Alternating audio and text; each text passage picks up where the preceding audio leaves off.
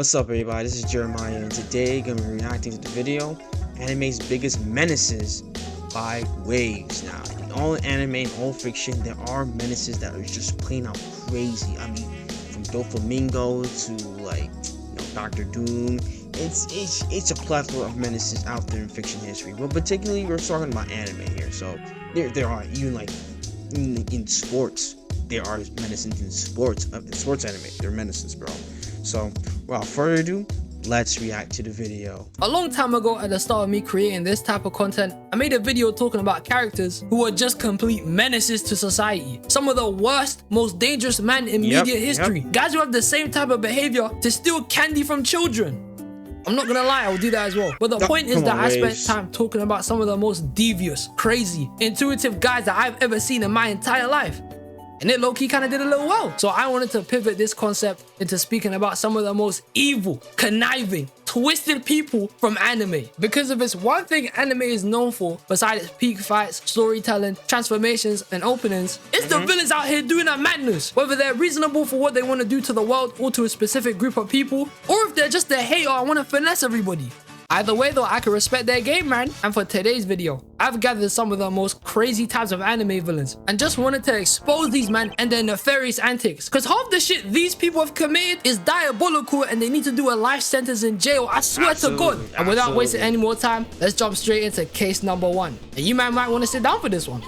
Because I got a sponsor, man. This video is sponsored by Private Internet Access. Did you know that when you connect to the internet at public places like airports, exposing for his madness is none other than brother Kira Yoshikage from part 4 of JoJo's Bizarre Adventure. Yeah, he's a devious guy. He's a devious person, man. Telling, I've watched JoJo for I don't know when I watched JoJo part 4 or since the JoJo series, but I've watched it. Yo, this dude is like everything that they're trying to plan against him. Like he just like 3 steps ahead of them. I'm like, yo, how? Like they're like planning out a plan to take this guy out, or slash to feed him, and like he's like 2 to 3 steps ahead. Like how is he that smart enough to just outplay them? Like that makes no sense. And to cut it real short, this guy is weird, man. Like deadass, take Ted Bundy and Jeffrey Dahmer, use them together and put them in a purple suit, and you get Kira Yoshikage, the man who by appearance comes off as a normal working class citizen in the town of Morio, peacefully living his days out working at a department store, pulling all the fine women in the city, having a simple life with a dedicated schedule, and he also has a giant hand fetish. Yo, who is this guy, bro? Kira Yoshikage is a notorious serial killer who's out here murdering women and keeping their hands to most definitely do some weird shit. He always carries one around with him like his standard procedure. He has a hand in his house, in his coat pocket. While he was eating a sandwich, he ate the food off his hand. But the worst thing this guy did was when he started licking the sauce off the dead. That's disgusting. That is very, very disgusting. When I saw that, I'm like, yo, what the fudge is this dude on, bro? Hand. Ugh, man, this guy's nasty. Even murderers don't move this disgusting when it comes to eating. Yo, at least most of these guys kill then eat, not merge this shit together. That's nasty as hell, man. Like, he definitely gives the vibe that he dines at Arby's and eats the meat mountain sandwich religiously there.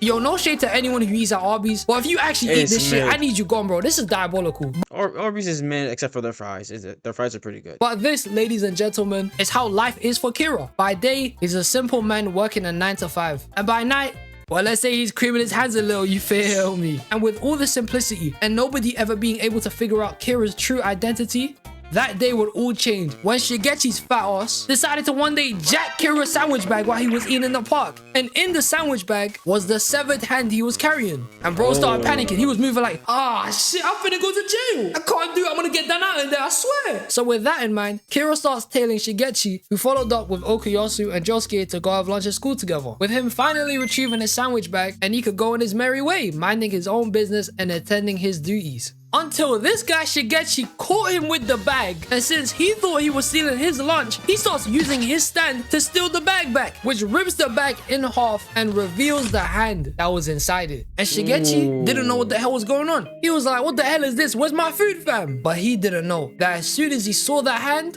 It was game over for him, bro. Kira knew that as soon as he ripped the bag, he had to die. So he summons his stand, Killer Queen, which in my opinion is one of the hardest stands in JoJo. Like the majority of them, it's also a close range beat 'em up type of stand, with its special ability being to turn anything into a bomb.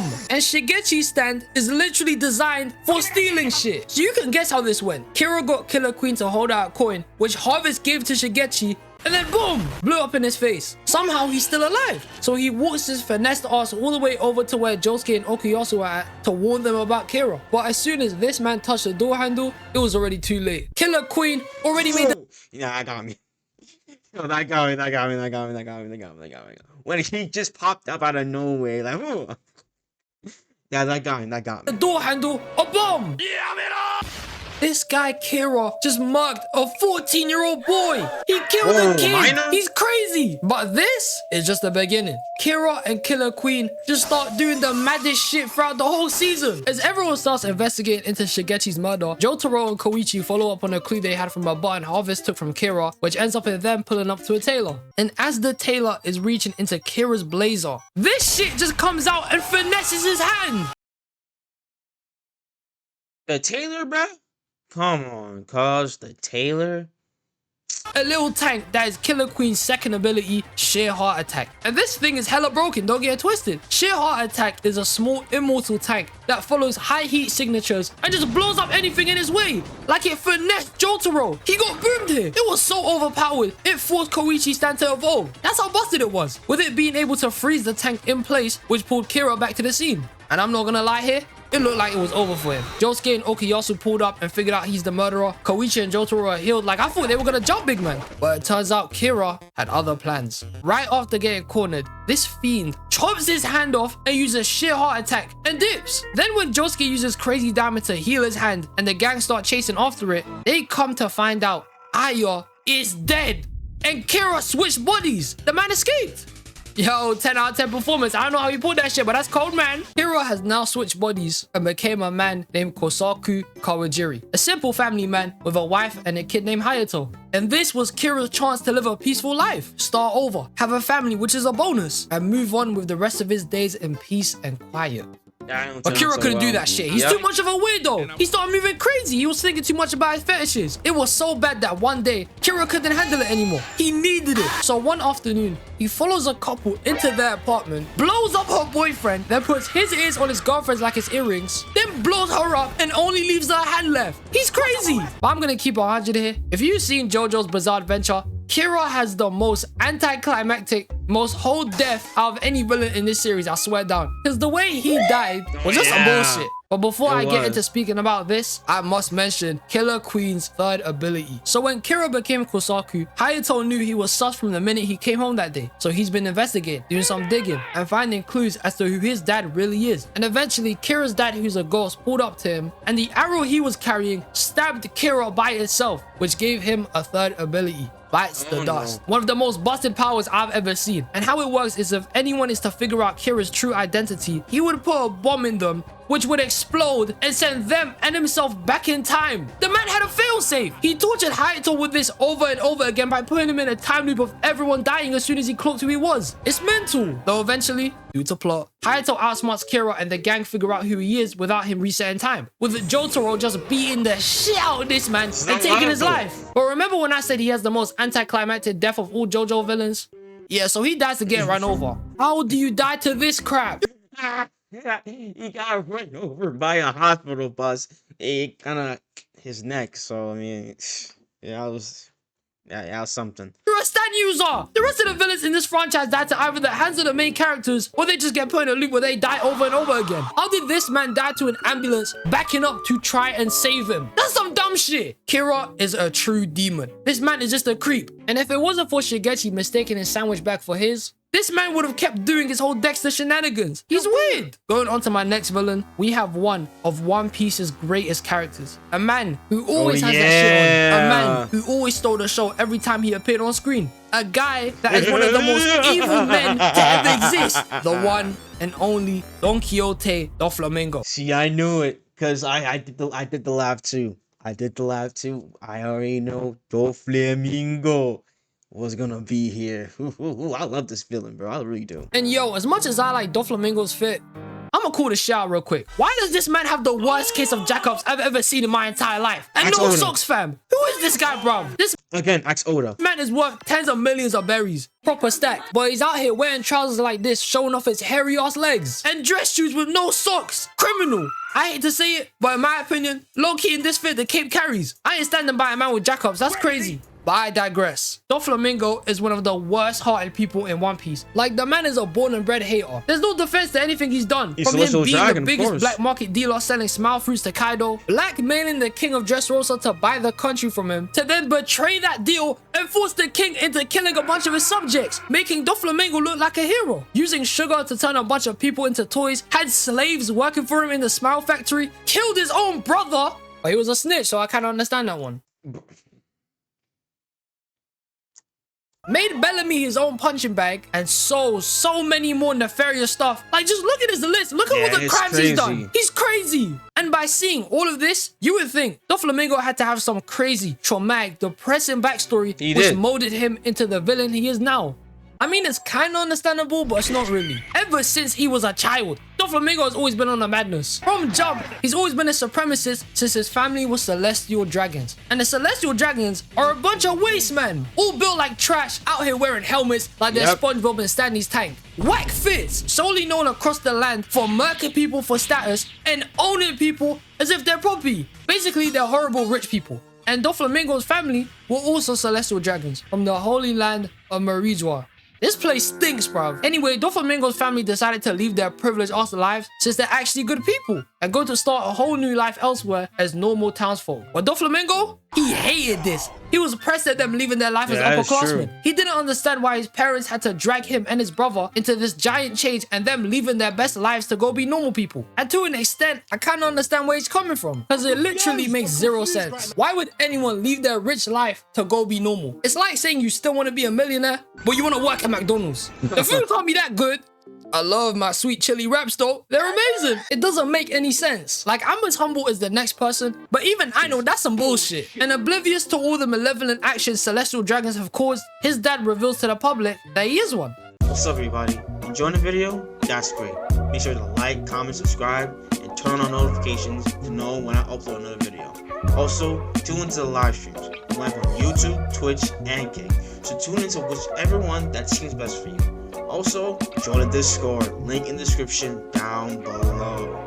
And 98% of you guys are watching the videos. If you guys be watching the videos so much, hit the subscribe button. It's free. Without further ado, let's get back into the video. You see, that's red flag. That's like the biggest red flag you ever done. Saying that you lived at another, like, well, let's say, so he lived in Mary Joy, whatever, the Holy Land in the One Piece. So it makes no sense to say that you once were a celestial dragon to normal people, because PTSD, mind you, because celestial dragons, they are actually pieces of crap, literally speaking. They really are. They really are.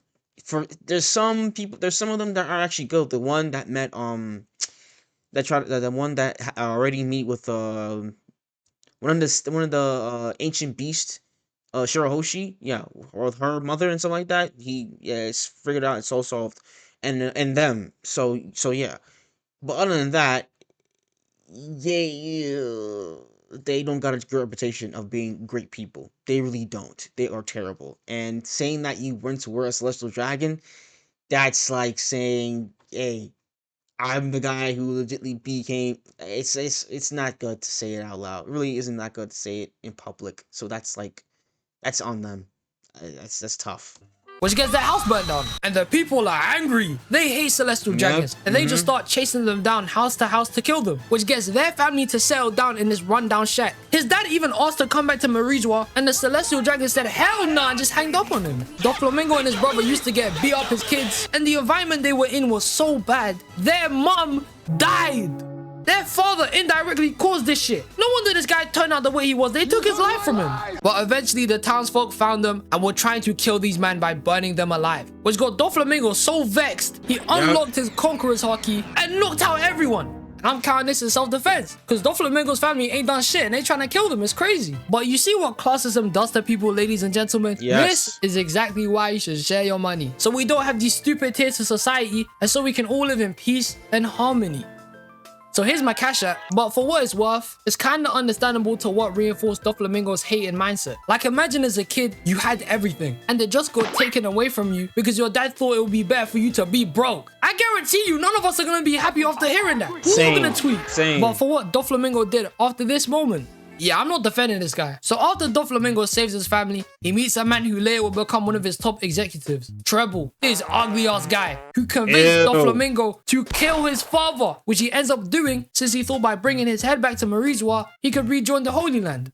And they said, hell no, we ain't letting you back in. So when all else failed, Doflamingo turned to a life of crime, establishing the Donquixote pirates, and just causing a bunch of bullshit across the world, making a bunch of guns, drugs, somehow becoming a warlord of the sea, finessing marines, making Smoker look weak, cutting Or's foot off, and just moving like a tyrant for the rest of One Piece, firing straight bullets into Law. And real quick, you see Law and Dressrosa? Oh my days, bro, I gotta get off my chest. It took one arc for this guy to go from making people switch bodies, lifting a whole navy ship, and cutting a whole goddamn island in half, to just getting his shit rocked like 100 episodes later. It doesn't make any sense. This man became sorry, getting packed up several times, even using his strongest move against Doflamingo, and it didn't do shit. Useless. Yo, they hold Law and Dressrosa, man. I was low-key crying at this. I love this guy. And they just made him look weak. That's not fair. But that doesn't change the fact that Doflamingo is a demon. The guy rules with an iron fist and made everyone else suffer for his own amusement. He even tried to kill Moria in Marineford.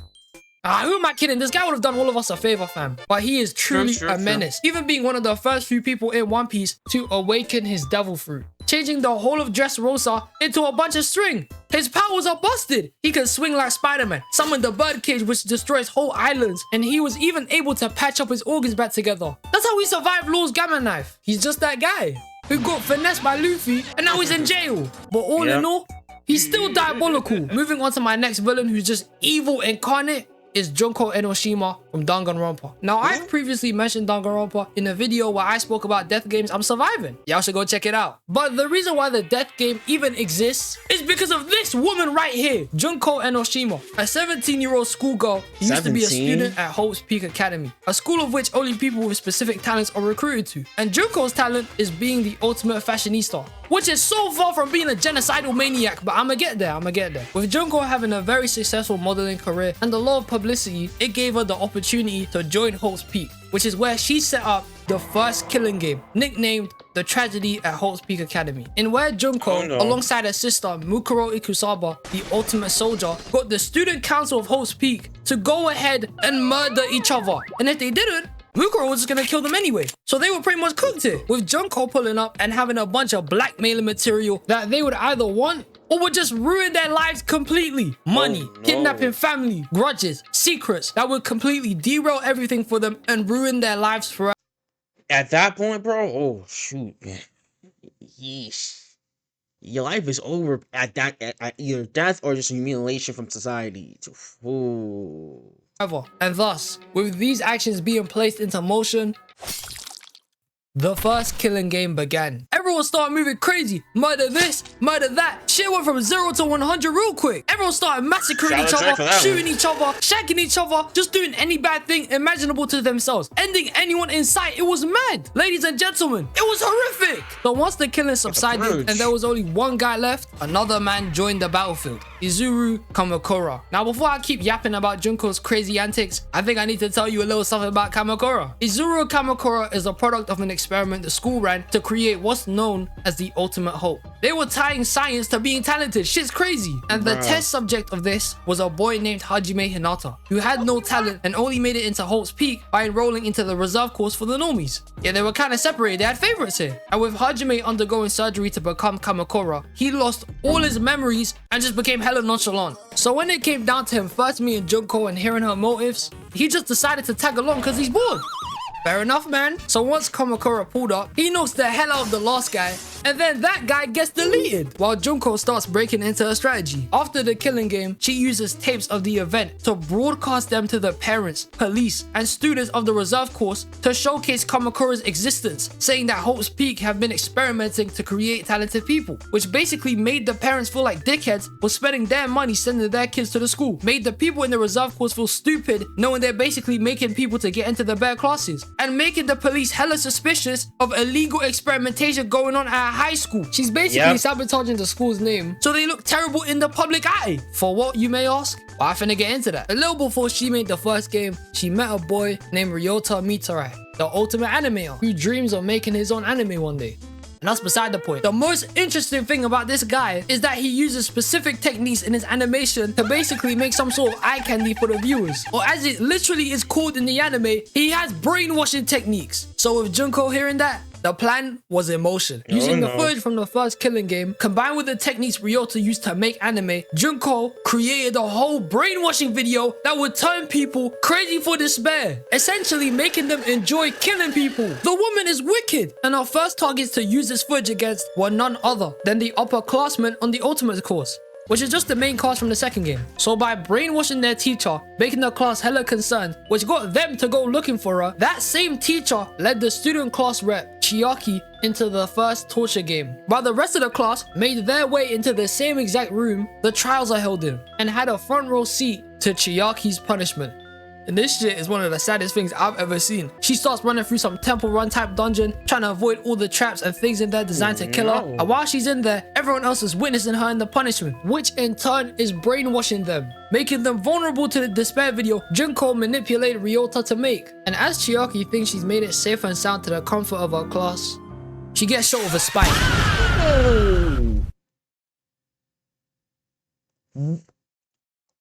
Nah, what? And as Chiaki thinks she's made it safe and sound to the comfort of her class, she gets shot with a spike. Nah. Oh my. I never watched this anime before that he's explaining, but dang. Straight through the chest. My gosh. And impaled by a room full of them. Oh, yay, bro. That's crazy. Shit was tough, man. And that was it. Junko got what she needed to turn the same class of people into murderers. All of them became crazy, started wiping out the general public. She relayed the same video to all the other students at the school, and they started deleting themselves. And if you're wondering how this class caused the end of the world, some of these man's ultimates are stupid. This guy, Yakuza member, used the whole Yakuza to kill a bunch of people. This guy, ultimate chef, poisoned all the food in the world. This girl, ultimate swordsman, she started soloing a bunch of people.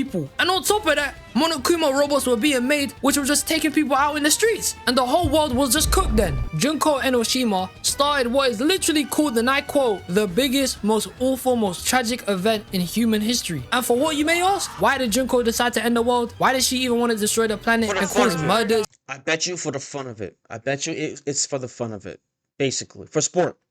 And genuinely turn the earth into a giant shithole? Well, it's because she's crazy. She's evil for the sake of being evil. She likes murder. She likes killing. She likes to see people suffer more than happy. So in other words, she's the devil incarnate. And remember earlier when I told you Junko's ultimate talent is being the ultimate fashionista? I lied. Her real ultimate talent is being the ultimate analyst, which makes sense in how calculated her plans were. She's a genius. This woman is unfathomably evil. I ain't got nothing to say here. She's dark.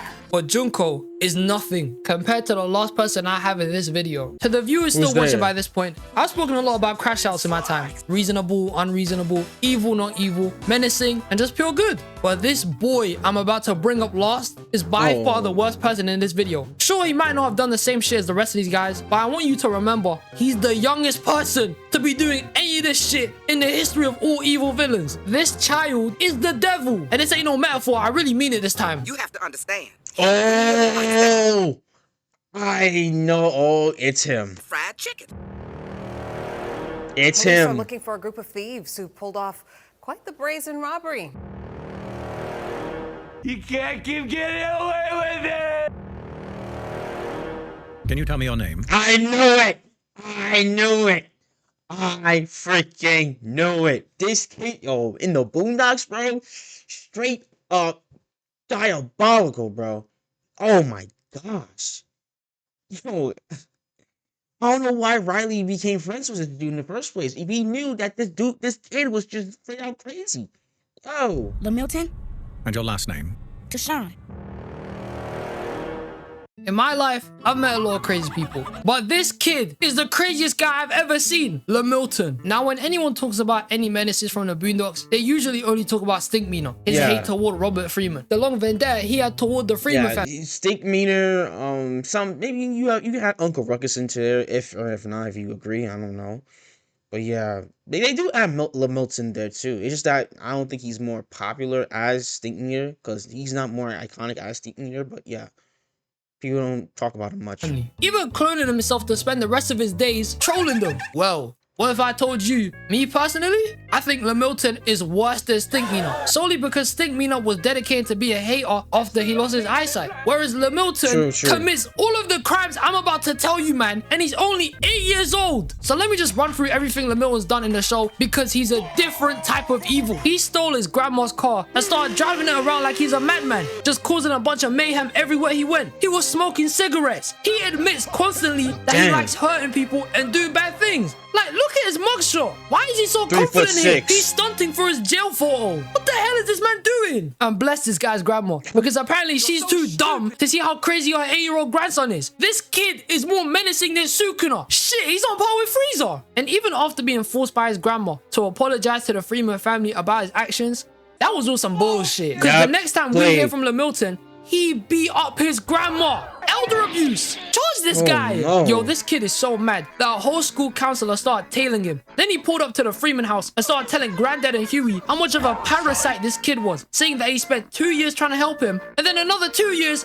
trying to lock him away. It was bad enough that Lamilton stole his grandma's car, but the fact that somebody from a school is following up on him is crazy. But this isn't even the worst to come with this guy, because what he does in the second half of this episode is mortifying. After Riley and Lamilton do a bunch of hooligan shit together, Riley decided he's tired and done for the day. And that's when Lamilton convinces him to watch movies at his house. Now you see right here, when they pull up to his crib, this is when you see this child is a psychopath. So when Huey starts chilling at Lamilton's house, Lamilton decides to put on a scary movie. Riley asks him, why do you watch these movies all the time? And this guy Lamilton just replies with, I like watching people get hurt. It looks fun to me. I want to hurt people. Brother, when I heard this for the first time, I was so lost. Whose mans is this? Where are his parents? Then Lamilton says that he wants to show Riley something. And this guy just pulls out a strap, fully loaded, magazine full pistol, telling Riley now they can hurt whoever they want, whenever they want. And then he forces Riley to go with him because he has a blick in his hands. An 8-year-old held another 8-year-old hostage. This guy's evil. Then the next day, Lamilton pulls up on Riley, asking him why haven't they hung out to go be menaces again, with Riley just saying, I don't want to chill with you no more. Then this man just threatens him again with the blick. So Lamilton forces Riley to chill with him, telling him that they're gonna go rob this house and steal everything in there, until a dog starts barking at them crazy. Riley wanted to leave, but Lamilton, he takes his gun and deletes the dog from existence. Dang. He murked the dog for nothing. What the hell am I even supposed to say here? He's a demon. But don't worry, Lamilton has finally been backed by the police. They got him! Finally, the streets will be safer and life will be a lot more joyous again with this maniac off the streets. So Lamilton got out of jail the next day. After Riley finishes detention, boom! Lamilton was waiting for him. Started threatening him like crazy, pulling out the blick once more. Then Riley jacked his gun, paced all the way up the stairs, and dashed it off the building. Leaving to Lamilton to just give Riley a hefty bang in the face. And then these men get to scrapping. Eventually, Lamilton is beaten and he's dangling off the side of the building, with only Riley holding him up. Then, when Granddad, Huey, and the guy from the school pull up, the man from the school paces to Riley and forces him to drop Lamilton, with it ultimately leading to his untimely demise.